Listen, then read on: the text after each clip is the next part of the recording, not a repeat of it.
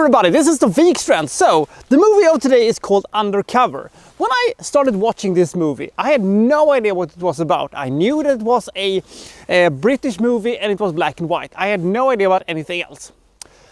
My first guess was that this was some kind of a crime movie or something like that, but then I figured out this is a World War II movie about Yugoslavia. I did not expect that. I was also not expecting this movie to be as good as it was, because holy moly, this is a fucking great movie. It has some problems that it cannot quite overcome, but we will discuss what those are, shall we? This is Undercover.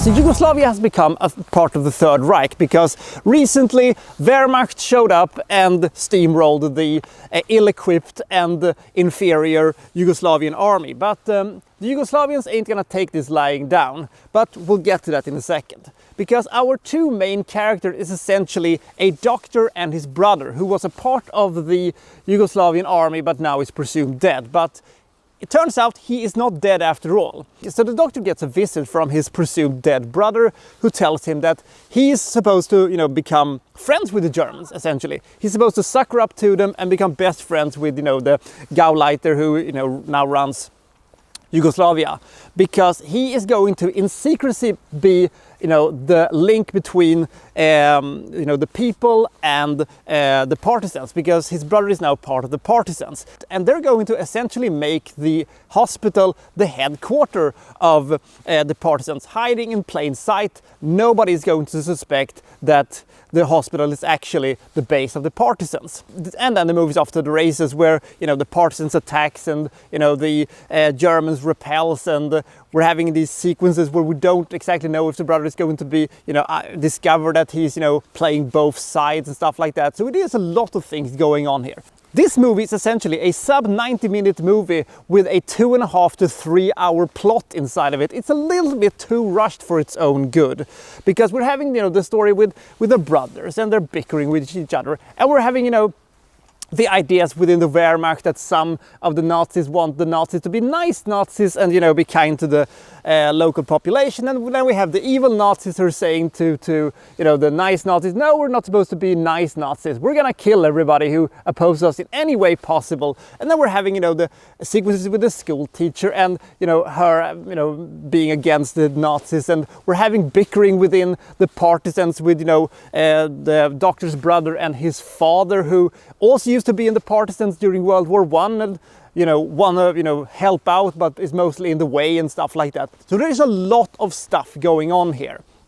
They're having a bit too many side plots and side characters, even though they do play a big part in the overall arching storyline, making this movie feel like a big tapestry of characters, plot lines and events. I like that a lot.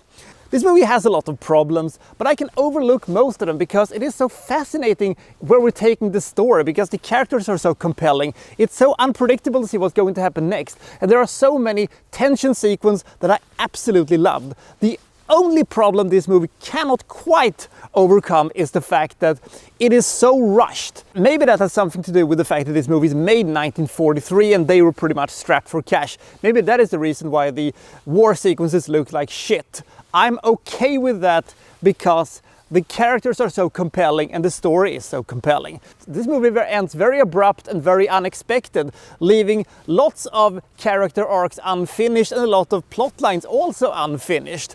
It feels a bit like, the first part of a miniseries, or the first, part of a trilogy of movies or something like that. It has probably something to do with the fact that this movie was made in 1943 and, the story of where the war was going was, unwritten at this point. But I was quite okay with that also. But I was thinking when I was watching this movie, man, why couldn't somebody like Kubrick or a Hitchcock or something like that could have directed this one in the 60s or the 70s in glorious Technicolor? It would have been such a fantastic movie, like 2.5, 3 hours long, it would have been absolutely splendid. But now we're getting this one, a low-budget, mid-1940s British movie about partisans in Yugoslavia. But it is a very compelling movie. I like almost every single part of this movie. They did stuff I didn't think they were going to do.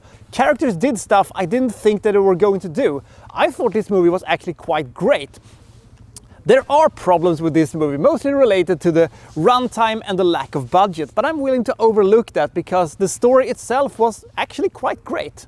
A big and fascinating cast of characters, a fascinating time in history, makes this movie quite compelling viewing. Undercover gets a solid 76 points, making this movie by far one of the best war movies that was made during World War II. Most movies about World War II that was made during World War II have a tendency of being quite bad. The movie Saboteur being one of the exceptions, and this one. So I really recommend this movie, and it is a fascinating little piece of history, ending in a weird way and short runtime be damned. I think this movie actually rules. The acting was pretty good, the tension was very high, but with a longer runtime we could have, had more situations where you could have, explained how living under occupation was, but we got glimpses of it at least, and well, it has to account for something. So I'll see you next time for World So and So reviewing, well, such and such. Thank you for watching. Thank you very much. I'm not gonna jump because I'm standing on the lake. Yay!